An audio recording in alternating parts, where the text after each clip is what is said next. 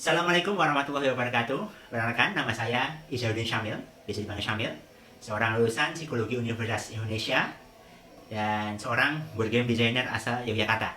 Hari ini saya akan menunjukkan bagaimana sebuah permainan papan dapat memperkenalkan anak-anak, siswa terhadap mengajarkan kasih sayang yang berkelanjutan melalui experiential learning dengan media permainan board game. Di Indonesia, kita mengajarkan empati dan kasih sayang secara teoritis. Guru berceramah tentang pentingnya monolog, siswa mendengar dan mengangguk, tapi ketika di kehidupan nyata mereka bahkan bingung sebenarnya apa yang mereka perlu lakukan. Apakah sekedar melakukan kebaikan atau seperti apa? Karena kasih sayang bukan hanya sebuah pengetahuan kognitif, namun kasih sayang adalah keterampilan sosial yang harus dialami, dipraktekkan, dan diinternalisasi. Siswa butuh safe space atau tempat yang aman untuk mencoba, untuk gagal, dan belajar beberapa hal, seperti kapan kita membantu orang lain, bagaimana membantu orang lain yang sustainable, tanpa burnout, dan bagaimana kita dapat membangun budaya saling menolong di suatu komunitas. Dan yang terpenting, bagaimana memahami bahwa transformasi komunitas itu butuh proses, bukan sesuatu yang instan. Inilah masalah yang akan kita selesaikan. Oke, mengapa saya memilih media board game? Karena kasih sayang harus dipelajari melalui pengalaman langsung, bukan sekedar satu arah atau diskusi, atau bukan role play. Karena kalau menggunakan digital game, itu terasa terpisah. Anak main sendiri di layar, teman yang lain main dari multiplayer yang lain. Kalau role play, kadang awkward, siswanya malu-malu, tidak natural, dan pembelajaran pun jadi pasif. Anak cuma mendengar dan tidak merasakan. Dengan board game memberikan sesuatu yang pas gitu.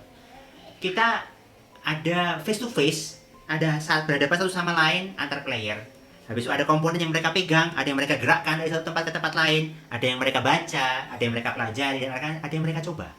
Dan itulah yang paling penting dari experiential learning yang lengkap. Mulai dari experience-nya ada, habis itu ada refleksinya, habis itu ada understanding-nya, dan ada application-nya, itu terjadi dalam 30 menit. Background psikologi dan 7 tahun pengalaman saya menjadi seorang leader dan seorang board game designer, saya berusaha mengintegrasikan inovasi untuk mengajarkan di kelas tentang empati yang berkelanjutan.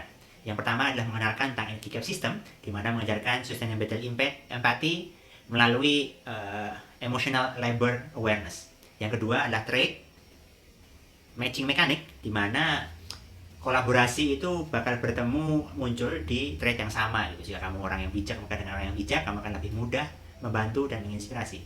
Yang ketiga adalah melalui natural collaboration dengan permainan kooperasi board game. Yang keempat adalah community culture progression, di mana ada sebuah progress yang awalnya sulit, lalu saat mereka mulai memahami, ada bantuan, ada orang yang sudah terinspirasi sebelumnya, ada yang sudah mulai terinspirasi untuk membantu orang lain menggunakan compassion, dan terbentuklah komunitas, dan akhirnya semuanya terbantu dan mencapai yang diinginkan, jadi culture of compassion.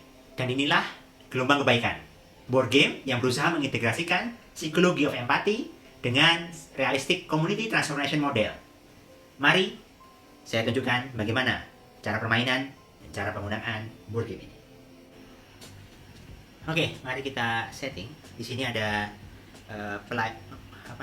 karakter pemain, di mana ada si yang peduli, si bijak, kreatif, energik. Jadi di sini komponennya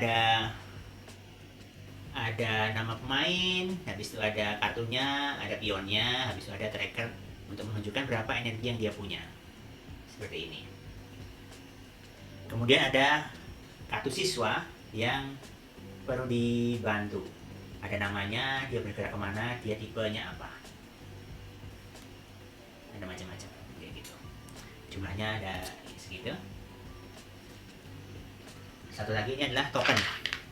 Tokennya adalah menunjukkan dia sudah berapa mendapat bantuan berapa, sudah mendapatkan empati berapa, sudah berbagi berapa. Dan di sini ada lapangan permainannya. Untuk yang sekarang kita simplify, kita menggunakan 6 area. Ini ada 1 sampai 10 round. Ini rondenya. Sini dimulai dengan ada siswa-siswa yang bersebaran ya. Mereka ada di mana-mana, startnya dengan 6 dan tersebar di mana-mana. Dan di awal ini ada namanya token tersisih. Jadi dia menunjukkan dia itu lebih terisolasi dari yang lain, sehingga dia butuh empati atau compassion lebih. Di sini nama Doni ini dia butuh 3 compassion atau 3 token empati, butuh 3 kali dibantu untuk dia dapat terinspirasi dan menjadi inspirasi bagi yang lain. Oke, baiklah, cara bekerjanya gimana? Kita adalah player energik. Dia berusaha membantu Tekun. Saat dia berusaha membantu Tekun, dia akan memberikan 1 token empati. Nah, dia tiap giliran punya 3 aksi yang bisa dilakukan, dan dia melakukan aksi pertama dengan membantu. Saat membantu yang beda tipe, dia perlu mengurangi energi dia yang di-cap dia. Jadi game berikutnya dia hanya punya 2. Seperti itu. Kenapa? Ya karena kita membantu orang lain yang berbeda dari kita, itu akan menghabiskan energi kita. Karena di sini kita akan mengajarkan bahwa membantu itu juga butuh energi, dan kadang-kala dan kita harus menjaga kesehatan kita dan dengan beristirahat. Seperti itu. Namun saat dia membantu Joko, player merah, karena dia sama-sama merah, sama-sama energik, dia tidak kurang energinya. Nah, selanjutnya ada player lain, sebenarnya player merah, merah, kuning, biru. Nah, giliran mereka berusaha membantu si energi si Joko. Saat mereka membantu Joko dan kemampuannya terpenuhi, dia berpindah ke tempat selanjutnya. Katakanlah dia tempat selanjutnya adalah kelas 7. Saat dia pindah menjadi mentor, dia menginspirasi orang lain yang ada di kelas di area itu. Dan kalau semuanya si Doni di sini juga sudah 2 dan dia dapat yang ketiga saat Joko menjadi mentor, dia juga terinspirasi sehingga dia memunculkan sebuah riak yang berantai. Dia langsung pindah ke tempat selanjutnya dan dia juga menginspirasi si Riko di sini. Gelombang kebaikan yang berantai. Jadi dia membantu, dia menginspirasi di sini dan dia menginspirasi Doni, dan Doni pun menginspirasi si Riko. Jadi satu buah kebaikan kecil saat itu dilakukan dengan konsisten dan pas, itu dapat membuat riak yang besar. Kebaikan bagi orang-orang yang nggak kita tahu, kita cuma nggak tahu secara langsung tapi bisa berganda. Di awal-awal memang terasa sulit ya, karena belum ada yang saling menginspirasi. Setiap giliran akan ada 2 siswa yang datang ke dalam tempat ini sesuai dengan main pertamanya. Dan yang pertama datang dia tersisih karena dia baru datang, kadang-kadang terisolasi, dia tidak ada masalahnya. Namun di kondisi yang sekarang banyak siswa yang terisolir karena mereka terlalu terbiasa dengan main handphone, jarang berkomunikasi, sehingga kadang selalu ada mereka yang terisolir dan kita butuh bantu secara ekstra. Contohnya di sini adalah Indra. Dengan mendapat token merah ini atau token terisolasi, Indra membutuhkan 3 bantuan dan ditambah 2. Kebutuhannya jadi 2, jadi dia butuh 5 untuk dia terinspirasi. Di awal-awal akan butuh kolaborasi, dia akan bergerak, mendapatkan token empati, dan orang yang lain juga membantu berkurang energinya dan bergerak sampai mulai ada compounding effect, di mana player-player berikutnya dia terbantu karena jika ada mentor-mentor di area di mana player itu ada, dia akan mendapat kebutuhan untuk terinspirasinya berkurang sejumlah dengan mentor. Aku menyebutnya mentor di sini. Saya menyebutnya mentor di sini, di mana dia butuhnya 3, udah 3, berarti tinggal diaktifasi. Datang untuk diaktifasi menjadi terinspirasi. Dia terinspirasi ke tempat selanjutnya, semua di stadion, dan jika ada siswa di sana juga mendapat token empati. Dan jika kebutuhan empati terpenuhi, mereka juga terinspirasi sehingga mereka bergerak seperti itu. Dan dengan berjalannya permainan, nanti akan ada karakter semakin banyak, mentor semakin banyak, dan kita tinggal mengejar di mana kita sudah sana nih, karena sudah sangat mudah untuk terinspirasi. Tinggal kita dekati, kita bantu untuk gimana caranya dia bisa membantu yang lain juga. Kontekstualisasi ini menggambarkan bahwa selalu ada yang teman-teman kita butuh bantuan lebih, butuh empati lebih untuk dia juga terinspirasi, juga dapat memberikan kebaikan selanjutnya gitu. Kadang ada yang punya masalah, entah kita tidak tahu apa, dan ini kita menggambarkan dengan token terisolasi ini. Jadi kita butuh reach mereka lebih jauh agar mereka juga terinspirasi. Kenapa 2? Dan kenapa ada batasnya? Saat sebuah komunitas itu terlalu banyak yang terisolasi, komunitas itu semakin sulit terhubung, sehingga kita harus menghalangi jangan sampai terlalu banyak orang yang terisolasi. Dan di sana Terjadilah ini kan ada 4 main, mereka saling berdiskusi, apa yang mereka akan lakukan, mereka bergerak kemana. Karena energi mereka lakukan terbatas. Dan mereka saat energinya habis, saat membantu dengan tipe yang lain, mereka perlu beristirahat satu round untuk mendapatkan kembali energi mereka. Jadi mereka kapan menentukan kapan dia dibantu, siapa yang membantu, gimana caranya biar mentornya terbagi areanya, jadi lebih mudah menginspirasi yang lain. Dan ya di situ ada diskusi langsung, mereka saling tolong menolong, ada cerita di mana oh aku menolong si Indra loh, dan Indra berpindah dan membantu menginspirasi yang lain, sehingga terjadi pengalaman yang baru yang mereka rasakan.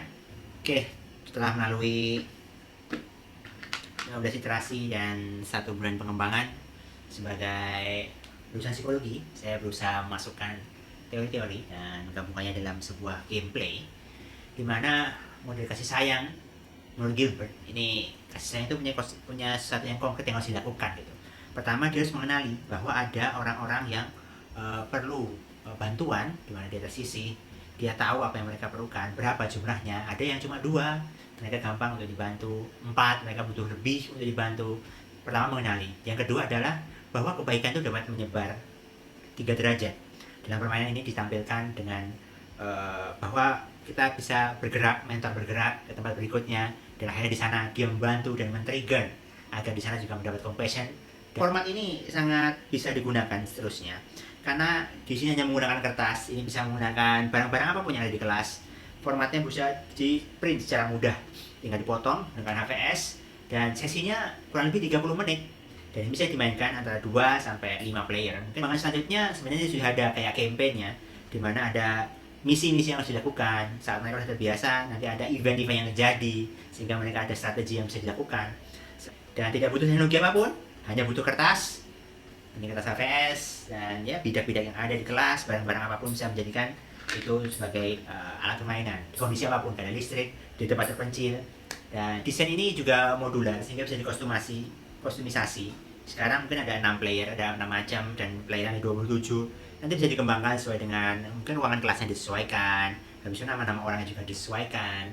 Karena sebenarnya di event-event ini, aku udah membuat versi event itu dimana di sana ada kayak apa yang terjadi dan mereka apa yang perlu dilakukan, mereka perlu membantu siapa, nanti ada gurunya, itu bisa dilakukan ya gitu. Karena dalam kartu ini bisa banyak rules yang bisa masuk ditulis untuk dibaca dan disimulasikan, sehingga satu desain utama, satu sistem bisa menghasilkan banyak impact dan expression, keunikan, kebutuhan sesuai dengan yang dibutuhkan di sekolah. Sebagai penutup, ini bisa semoga jadi bermanfaat ide yang bisa dilakukan untuk pengajaran di kelas dengan media belajar melalui board game. Itu dari saya undur diri, terima kasih, dan semoga gelombang kebaikan bisa bermanfaat dan menginspirasi teman-teman yang lain juga. Ini adalah contoh gameplay yang kami mainkan bersama anak saya berumur 4 tahun. Di sini setup dilakukan, 6 karakter sudah dibagi, ada 2 yang tersisih, mulai dibagi karakternya. Di sini kalian mulai mengambil aksi untuk membantu. Setelah dibantu, karakter tersebut akan berpindah ke tempat berikutnya, sehingga akan jadi pergerakan yang dinamis setiap giliran. Di awal-awal memang akan terasa sulit dan harus membantu semuanya menyesuaikan dengan trade system yang kita punya. Ini udah mulai ada mentor-mentor di area-area tersebut dan mulai lebih mudah menginspirasi orang lain. Nah, di sini udah beberapa kali memanage harus istirahat karena energi kita habis karena membantu orang yang memang perlu energi lebih gitu. Dan ini end game. Kurang lebih begitu. Baiklah, terima kasih semua. Assalamualaikum warahmatullahi wabarakatuh.